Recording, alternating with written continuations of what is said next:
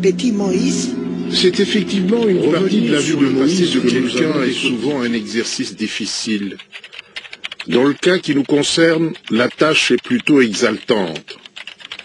Une véritable immersion, une fouille systématique. Que de trésors d'informations récoltées, les unes plus surprenantes que les autres. Invitation vous est faite maintenant de nous accompagner dans ce plongeon pour partager ensemble les témoignages et autres péripéties d'une vie qui ne peut laisser quelqu'un indifférent.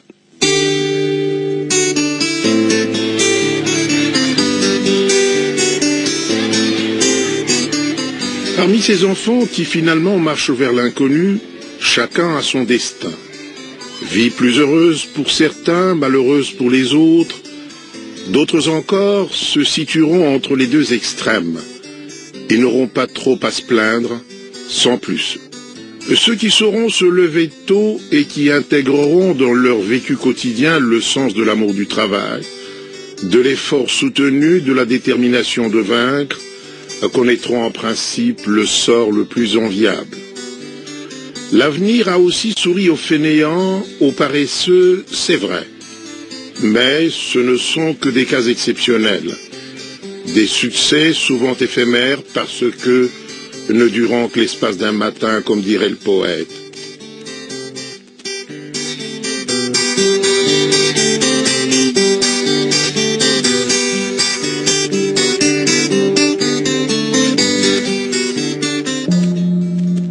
Petit Moïse. C'est effectivement une partie de la vie de Moïse que nous allons décortiquer.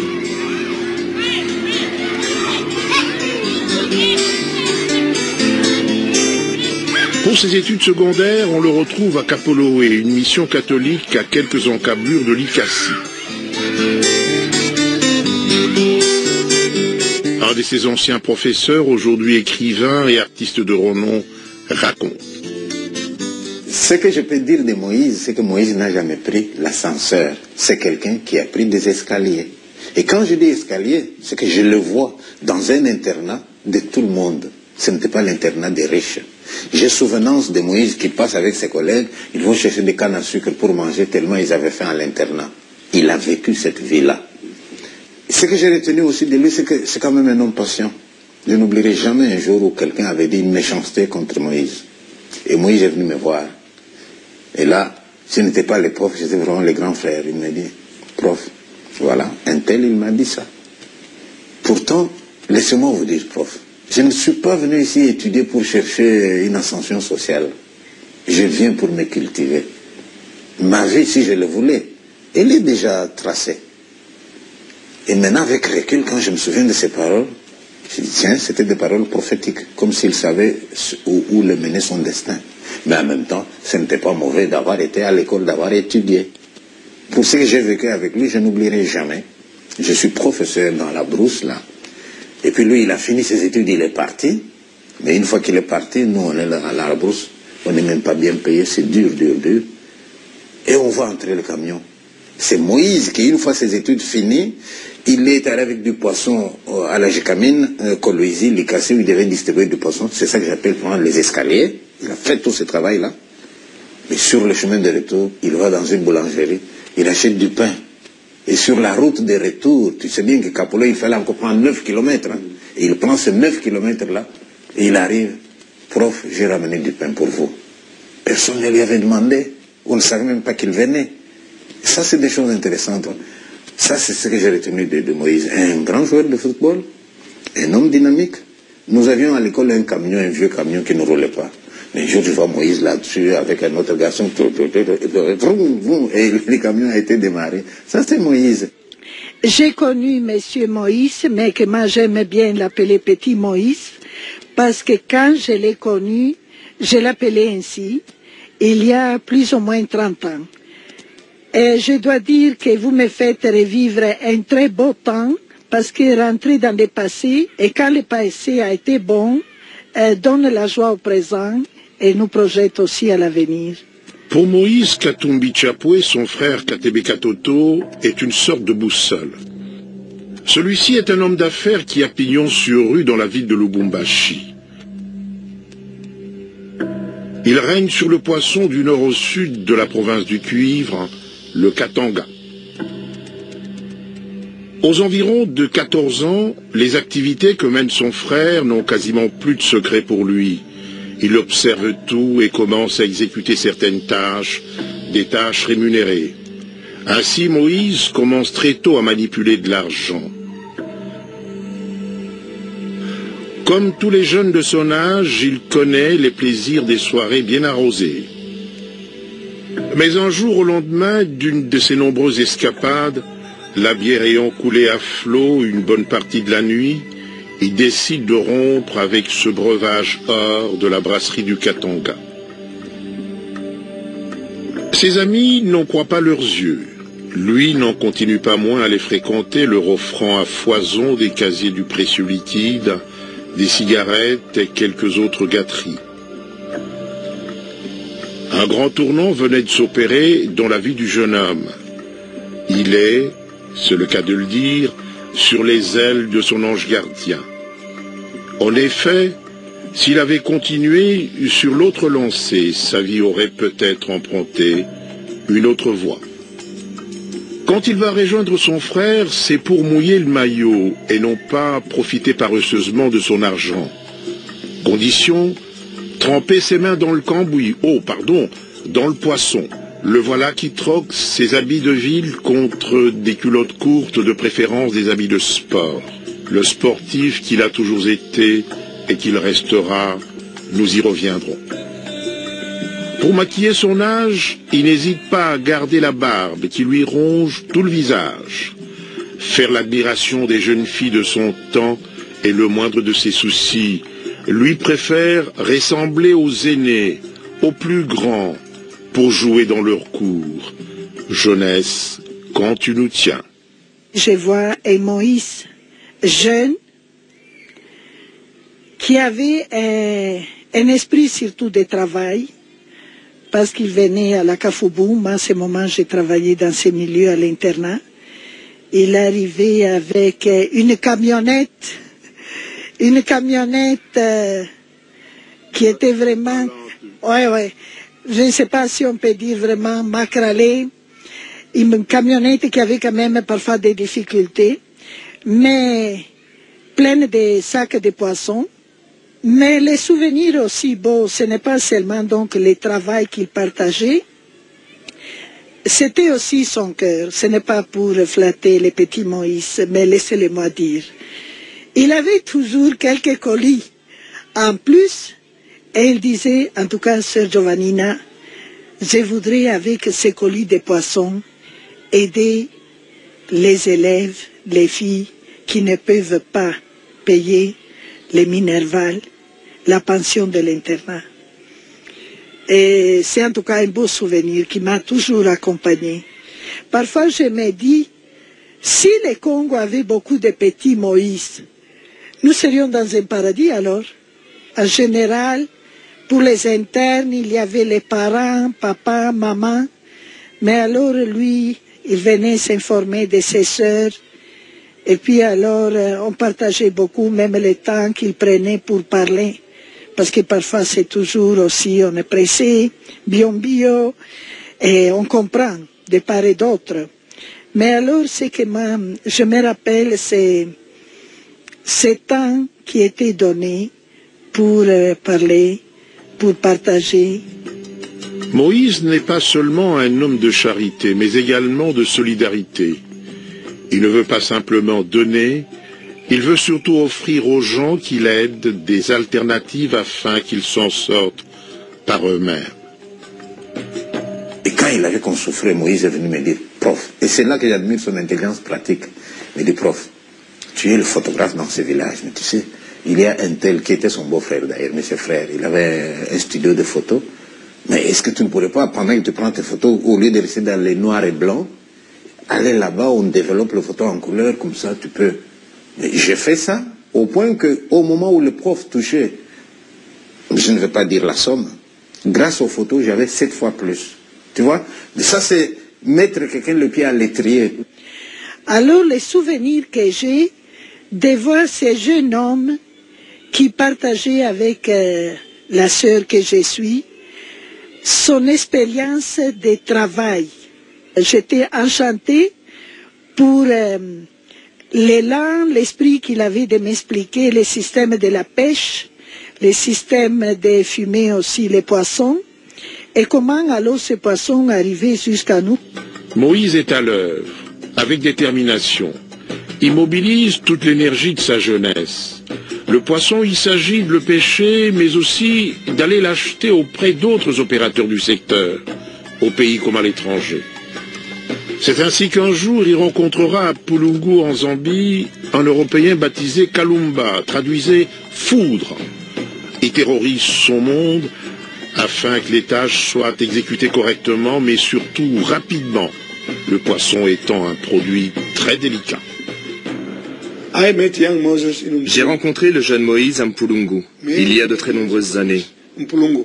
Il conduisait les camions de son frère, Raphaël Katebe Katoto, pour son entreprise de poissons. Donc il allait à Mpulungu acheter des poissons des pêcheurs locaux. Mais c'était vraiment lent. Il passait peut-être 2 semaines pour charger un camion de poissons. Je me suis trouvé là une fois. Et ce jeune homme qui avait à peine 19 ans m'a approché. Il le renvoie, croyant qu'il s'agissait d'une plaisanterie. Trop jeune pour ce travail des grands.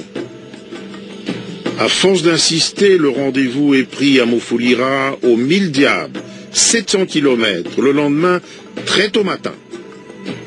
Kalumba constate à l'ouverture des chambres froides que le garçon est là, au volant d'un des camions de son frère. Il se rend compte qu'il est en présence d'un jeune homme sérieux et déterminé. Quand j'ai dit à Moïse, tu viens ici tôt le matin, Moïse était là. Je l'ai grondé. Va-t'en, va livrer. Moïse, je reviens ici cet après-midi. Il quitte ici à 9 heures. Comment vas-tu revenir cet après-midi? Il était de retour à 15 heures. Comment? Peu de gens peuvent faire ça. Croyez-moi, ce jeune homme l'a fait. Ce n'était pas un grand gaillard comme toi et moi. C'était un jeune homme. Il était fin, il était habillé élégamment, mais pas de façon bourgeoise. Pas de veste, ni de cravate, non, non. C'était un vrai travailleur. Vous ne mettez pas une cravate pour conduire une remorque. Il quittait ici à 9 heures, mais les employés ne chargeaient pas assez vite. Ce n'était pas grand-chose pour lui de les aider, de charger. Pas comme un conducteur ordinaire qui s'assied et donne des leçons. Lui-même se mettait au travail. Tout le monde travaillait, et moi je grondais. Plus vite, vite! Moïse doit partir. Il travaillait pour son frère. C'est une famille. Alors, forcément, pour que Raphaël confie autant d'argent à Moïse, c'est qu'il lui faisait confiance. Il n'y avait pas de chèque. Tu payes, tu as. Tu ne payes pas, tu n'as rien. C'est comme ça, et il le savait. Il voulait améliorer sa vie. Il l'a fait.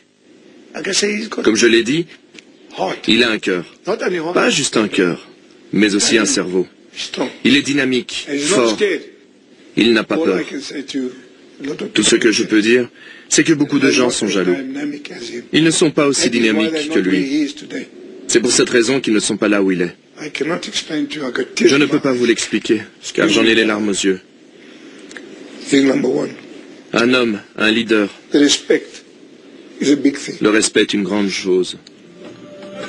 Admirer son tout premier camion, sans calandre. Moïse est aux anges devant cette merveille.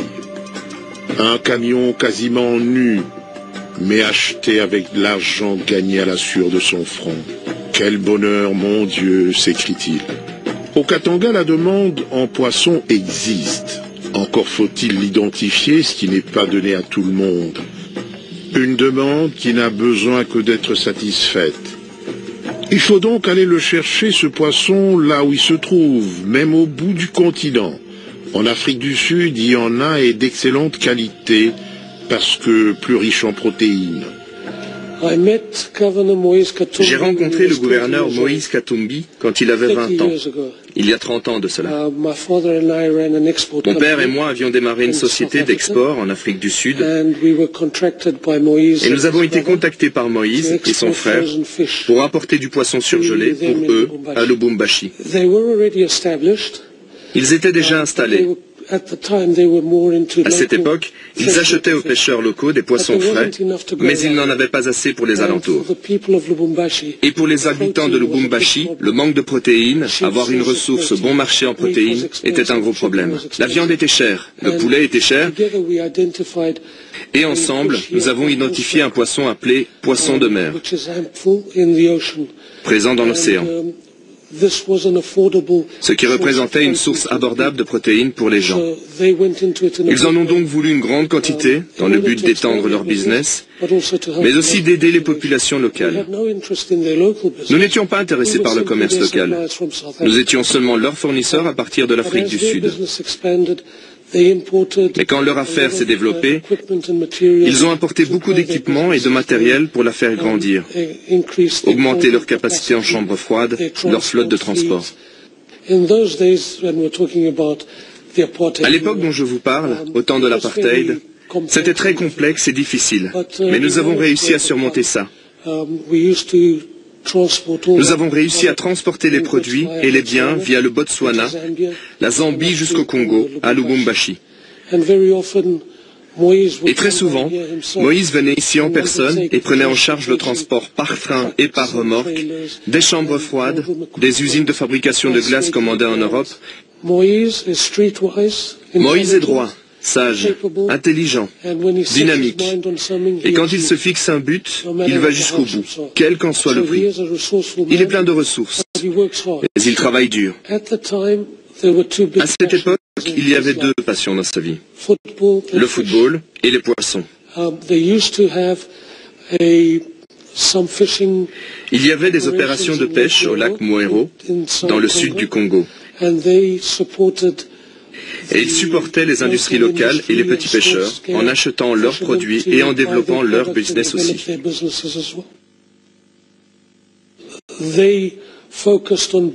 Ils se sont focalisés sur l'achat de poissons qui devaient être revendus à un prix compétitif pour permettre aux populations locales d'avoir accès à une source de protéines. Cela montre son attention envers le peuple. Cela montre son engagement, pas seulement pour faire de l'argent, mais aussi pour être au service des gens. Je dirais que c'est un grand homme qui a accompli de grandes choses, mais il est toujours resté humble et loyal envers ses proches, son club, ses amis, sa famille. Dans tout ce qu'il entreprend, Moïse ne laisse rien au hasard. De ce point de vue, son passage en Zambie est un cas d'école. Du haut de cet immeuble où sont logés ses bureaux de Kitwe, il coordonne ses différentes activités, il en organise le suivi. Un exemple parmi d'autres, son expérience dans l'exploitation de l'émeraude. Nous sommes à Kitwe, dans la municipalité rurale d'Ndola. Monsieur Katumbi et moi, nous nous sommes connus il y a plusieurs années. J'ai d'abord commencé à travailler pour lui dans une mine d'émeraude. Il en avait deux, plus précisément à Tsumbi et à Colosso.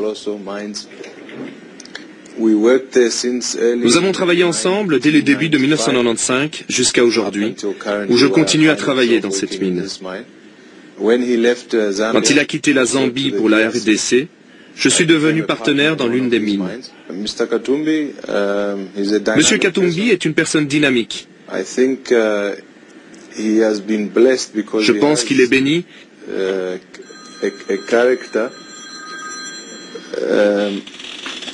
parce qu'il a le caractère de quelqu'un qui veut réussir tout ce qu'il entreprend. Il a ce don. Je ne sais pas d'où ça lui vient. Il pressent les choses. Il peut dire « Allez creuser dans cette direction et vous trouverez quelque chose ». Et c'est sûr, on trouve quelque chose. Je ne sais pas. Intuition, intelligence, l'homme est brillant. Monsieur Katumbi est un homme du peuple. Pour lui, il n'y a pas de différence entre un chef et ses travailleurs. Il peut être avec le commun des mortels et le soir être à la table des rois de ce monde. Il a cette habilité. Nous avons de bonnes relations avec nos travailleurs. Nous avons un système où on se fixe des objectifs. Et quand ils sont atteints, nos travailleurs reçoivent des primes. Et comme vous êtes là aujourd'hui, ils recevront des primes vu qu'ils ont produit quelque chose. Sur le mois, nous calculons pour voir combien de kilogrammes d'émeraude ont été produits. Et de là, nous nous fixons un autre objectif. Nos travailleurs peuvent gagner parfois 5 à 6 000 $ par mois, si nous arrivons à faire une très bonne production. Moïse Katumbi Chapwe a toujours été en phase avec son Dieu, sa seule arme, la Sainte Bible. Durant son séjour en Zambie, Moïse était membre du Our Lady of Africa, Notre-Dame d'Afrique. Il a contribué à la construction du hall de l'église en complétant ce qui manquait. Nous avons rencontré 2 religieux qui nous l'ont confirmé. Il fallait utiliser toutes les ressources qu'on pouvait trouver localement. Et Moïse s'est montré extrêmement impliqué en se rendant disponible. Il a mis à notre disposition un bus pour aller visiter une église qu'il avait ciblée en République démocratique du Congo.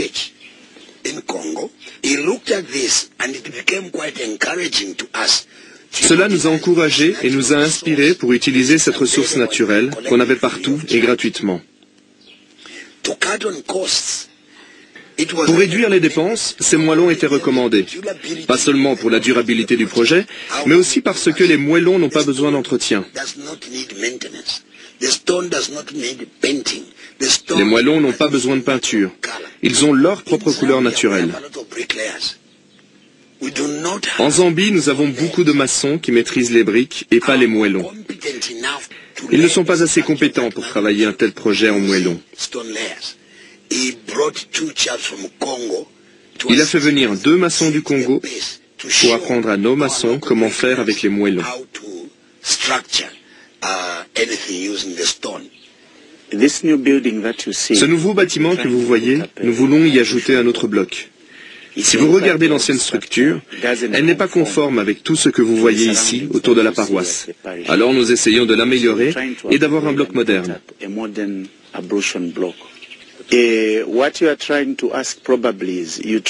C'est simple. Même si vous ne posez pas la question directement, je comprends que vous aimeriez savoir quel type de personne est Moïse Katumbi. C'est mon collègue de longue date, jusqu'à présent. Moïse Katumbi n'est pas une personne qu'on peut classer soit parmi les riches, soit parmi les pauvres. Il a un grand cœur.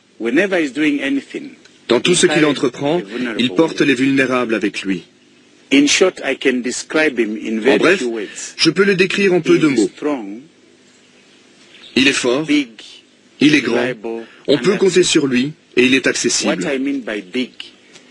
Quand je parle d'être grand, c'est pour dire que c'est un grand homme d'affaires, dans le sens économique. Quand je parle d'être fort, il porte les pauvres avec lui. Quand je parle de son humanisme, c'est quelqu'un sur les épaules de qui tu peux compter. Quand je parle d'accessibilité, c'est en ce sens qu'il est approchable. Dans notre contexte africain, comme dans le contexte européen, on ne parle de bonnes choses d'un homme qu'à sa mort, à titre posthume. Et je pense que vous m'avez donné l'opportunité de parler de la personne quand elle est encore en vie. C'est important qu'il sache que les bonnes choses qu'il est en train de faire, sans s'attendre à quelque chose en retour, viennent de Dieu. Dans l'entourage de Moïse, on a retrouvé ses anciens collègues de classe. Généralement, lorsqu'on a terminé ses études et que l'on a amassé beaucoup de richesses, on oublie ses anciens amis. On se tourne vers ceux qui, demain, au cas où la crise venait à frapper à votre porte, vous viendraient en aide. Pas Moïse. Nous voici à Mwansabombwe, dans la province du Luapula, chez le grand chef Mwata Kazembe. Il nous déclare: Premièrement, dans cette province, je pense qu'il était le deuxième employeur juste après le gouvernement. Parce qu'il y a Tamba Bashila à Tchelenge, Mansa Miling à Mansa, il a engagé beaucoup de gens. Et pour le Copperbelt, je pense que c'est la même chose, la même marque. C'est vraiment un homme de bien, un homme jovial. Personne ne peut dire du mal de M. Katumbi. Personne. Souvent, quand il vient en Zambie, l'accueil que lui réserve la population est incroyable, chaleureux. Quand il est dans cette province, quand il vient pour les cérémonies traditionnelles, pour la fête du Tumbuko, l'accueil qu'on lui réserve est incroyable. Juste pour ce qu'il est. C'est un homme qui a les pieds sur terre, un homme humble, et un homme qui aime partager. Il a beaucoup de biens qui sont encore là, et bien visibles. Je peux faire un tour avec vous et vous montrer ses propriétés en disant « Cet immeuble appartient à M. Katumbi. Cette maison appartient à M. Katumbi. Jusqu'ici, il n'a rien réclamé. À l'heure où je vous parle, il n'a jamais rien réclamé. » Ainsi, il n'est pas riche aujourd'hui parce qu'il est devenu gouverneur. Non, non, c'est le contraire. Il a tout simplement l'esprit de partage. Nous avons vu beaucoup de riches qui ne partagent avec personne. C'est juste son cœur. C'est ça, sa personnalité. Ici, en Zambie, je pense qu'il a fait beaucoup de dons. Il a aidé les institutions gouvernementales, les universités, les hôpitaux, même certains particuliers. Beaucoup de souvenirs à évoquer. Estime le grand chef qui nous propose d'ailleurs d'aller interroger les responsables des universités qui ont reçu des dons de la part de cet homme.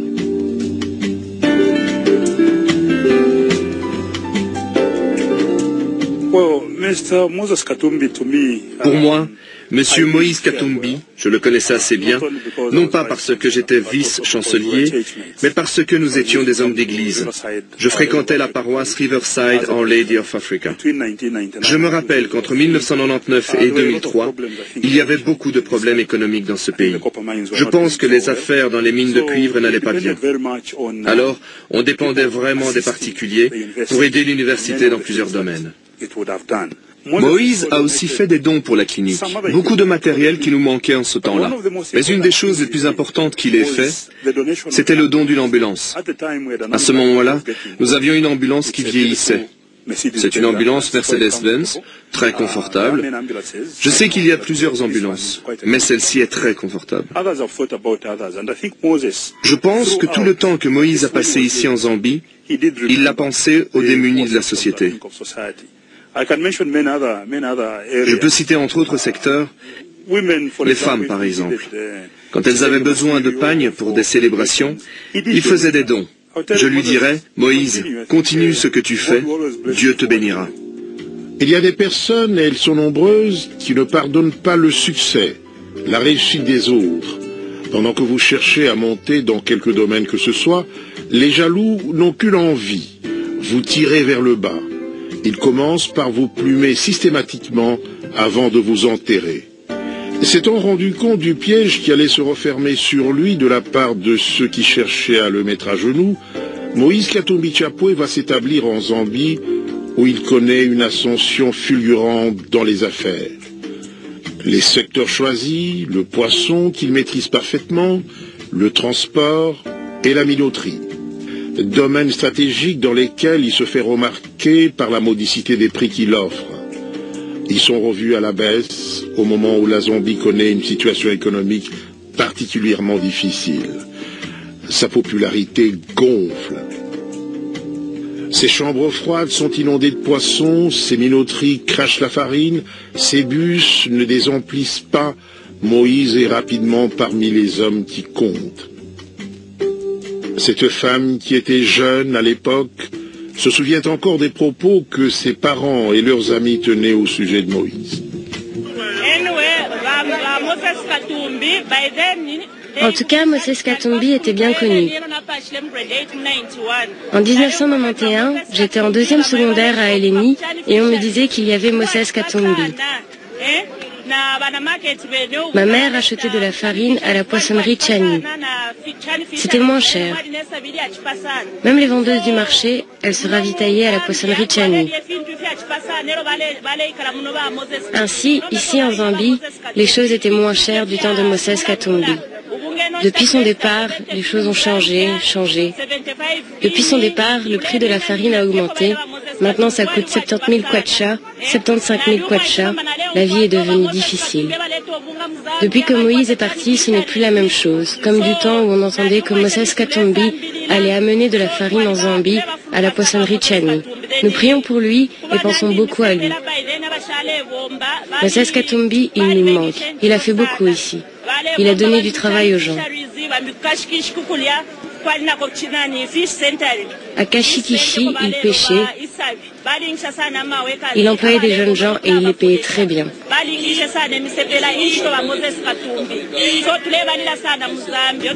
Si seulement il pouvait revenir. Qui n'entend qu'une cloche n'entend qu'un son, dit-on. C'est la raison pour laquelle nous vous proposons ici les avis et considérations d'autres Zambiens rencontrés aux environs du marché. Ils évoquent les souvenirs de Moïse avec nostalgie, reconnaissance et respect. C'est en 1997 que je suis venu vivre ici à Kitwe.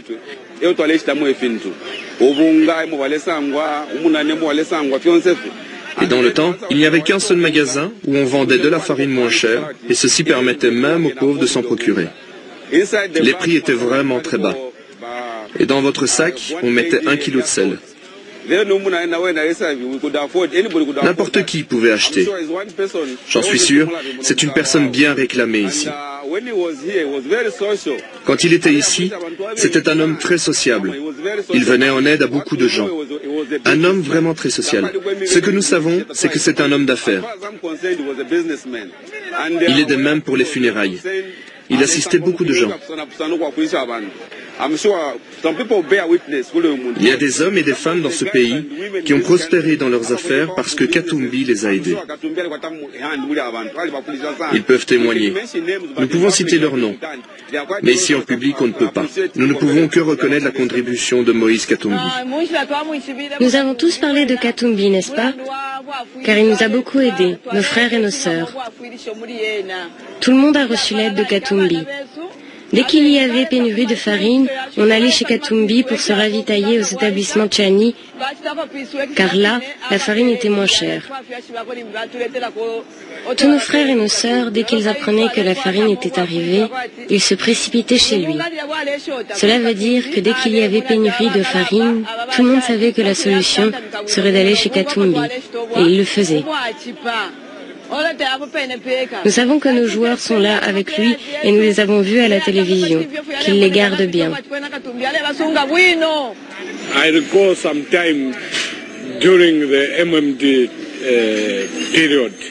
Je me rappelle, durant la période MMD, il y avait vraiment un manque de farine de maïs dans le pays.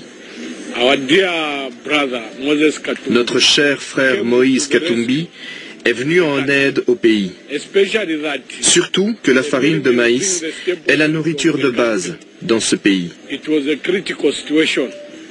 C'était une situation très critique et le gouvernement de la République, conduit par le docteur Chiluba, s'est demandé comment faire pour que le prix de la farine n'augmente plus, vu que ça grimpait sans cesse.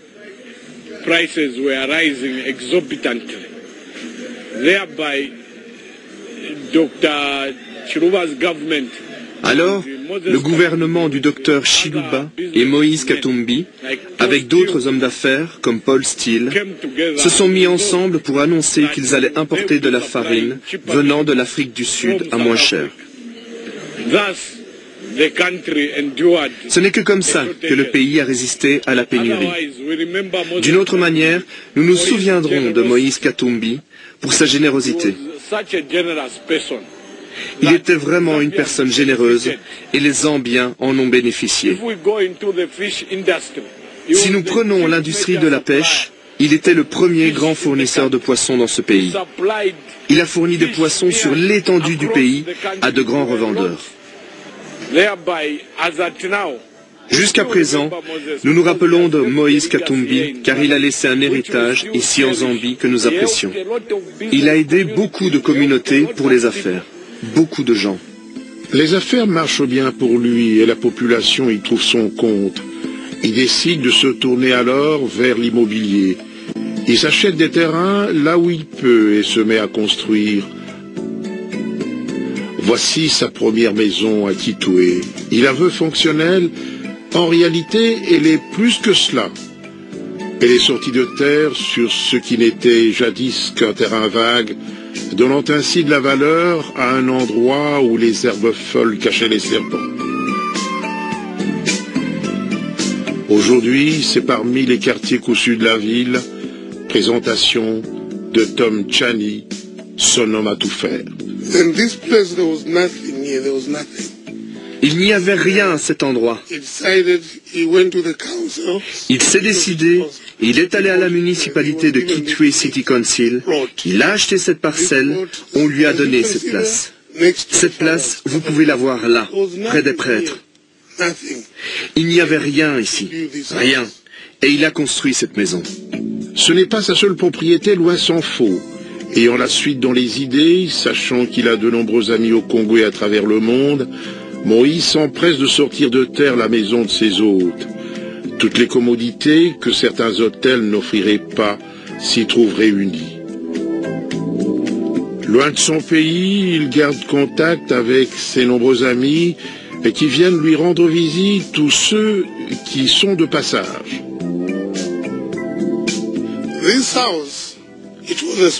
Cette maison, c'était une petite maison. Il l'a achetée juste pour ses visiteurs et il a entrepris quelques rénovations. Et il l'a aussi agrandi pour faire à peu près 5 chambres. Ainsi, Moïse a contenté tout le monde. Au lieu de gaspiller l'argent avec les hôtels, il a engagé un maître cuisinier pour cuisiner pour eux. Tout est là-dedans. Pour réussir dans une entreprise aussi importante, encore faut-il s'entourer de collaborateurs motivés. Moïse va au-delà, il dote chacun d'eux d'une maison en plein centre-ville, s'il vous plaît. À l'aise, ils peuvent ainsi donner le meilleur d'eux-mêmes. C'est ce qui est arrivé. Très regardant aux conditions des travailleurs auxquels il donne sans compter, Moïse est aussi capable de révoquer les indélicats. Dans le domaine de l'immobilier, un grand projet qui tenait à cœur Moïse est resté en chantier. Il avait acheté un immense domaine appartenant au Watchtower qu'il voulait transformer en hôpital moderne. Cette institution hospitalière avait pour ambition de raccourcir les distances de ses compatriotes obligés d'aller se soigner en Afrique du Sud ou en Europe. Cet hôpital devait être doté de la technologie la plus pointue du moment et il avait pour cela pris contact avec des partenaires américains.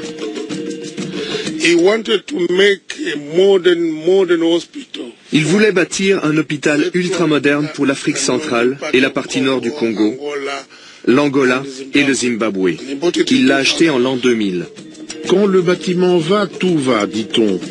Que dire donc de ce grand centre commercial dans lequel Moïse Katumbi Chapwe a investi? L'avantage qu'il offre est celui de regrouper les articles, marchandises et produits de différentes marques et de différentes provenances en un seul endroit. La population s'y retrouve, un regroupement qui raccourcit les distances et fait plaisir à l'œil. L'utile, le nécessaire, le beau se trouvent ainsi réunis dans un mariage réussi.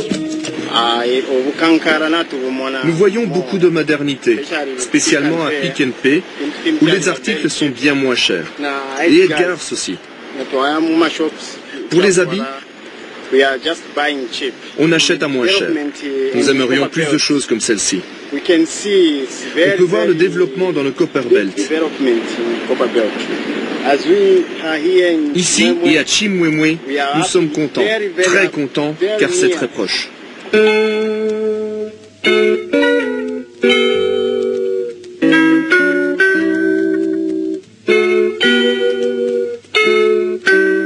À l'occasion des obsèques de son frère Salomon Soyano en Zambie même, Moïse constate que le cimetière de Kitwe est dépourvu de lieu de recueillement. Il en construit un. Les personnes éplorées viennent y verser leurs larmes et recevoir les condoléances des amis et connaissances avant le dernier hommage aux disparus.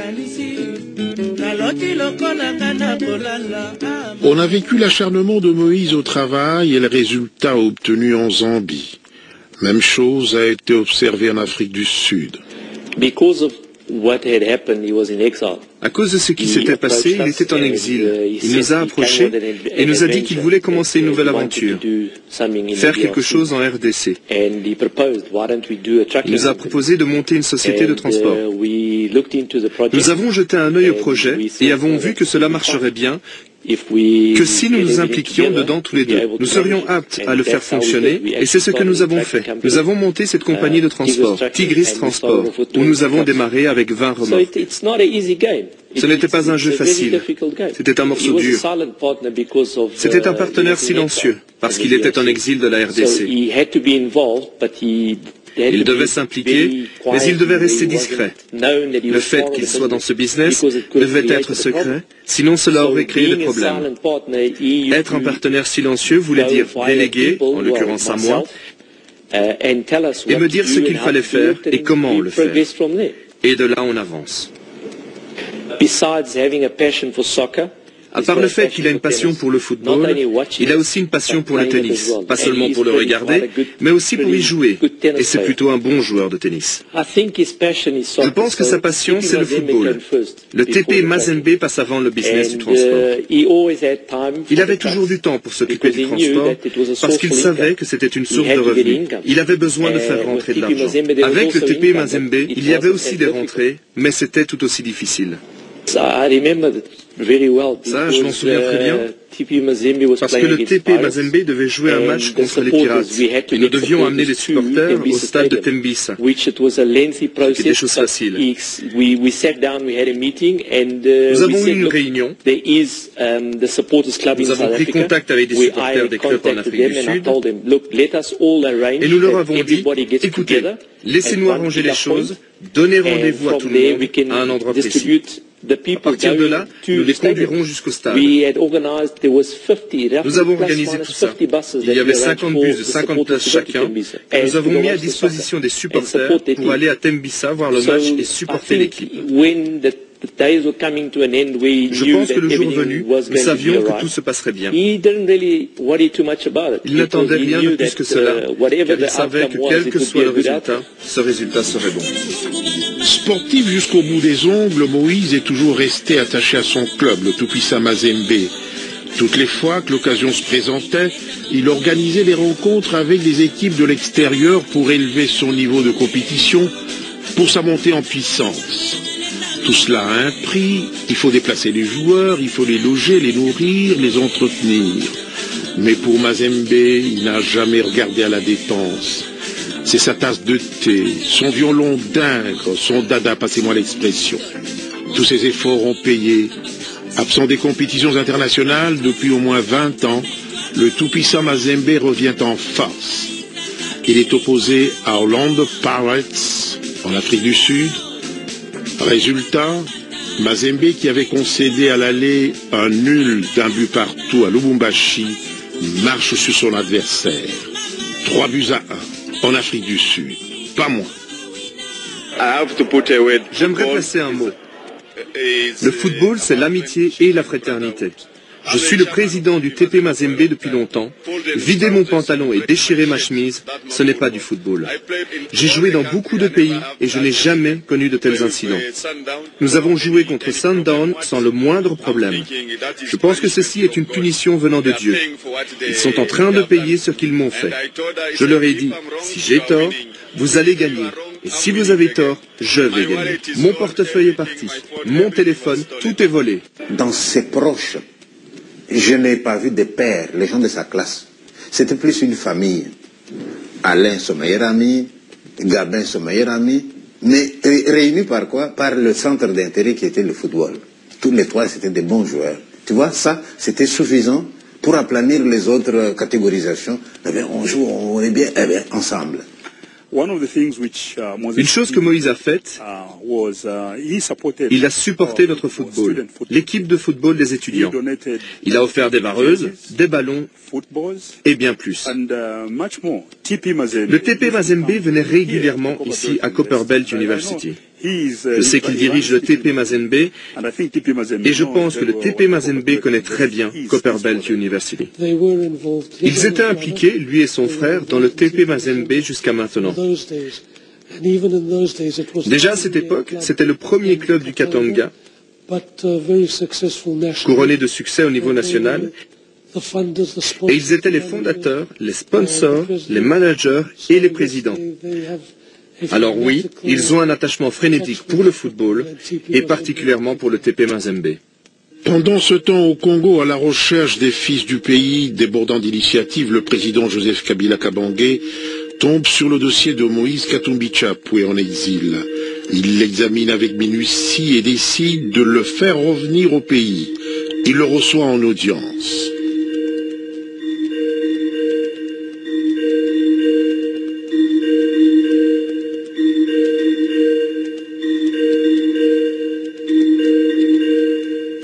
Tout commence ce matin-là par ces vagues de milliers de supporters qui se rendent à l'aéroport pour apporter chacun sa part dans ce dispositif de l'accueil du président du tout-puissant Mazembe. En fait d'accueil, c'est un triomphe. Un véritable triomphe.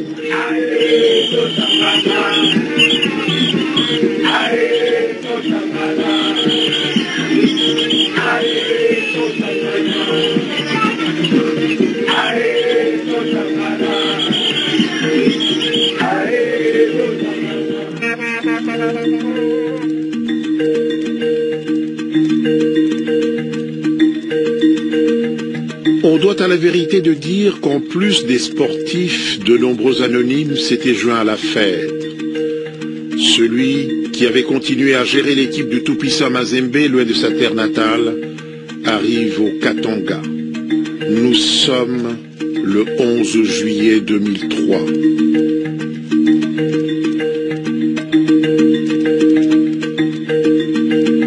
Ces images ont-elles besoin de commentaires?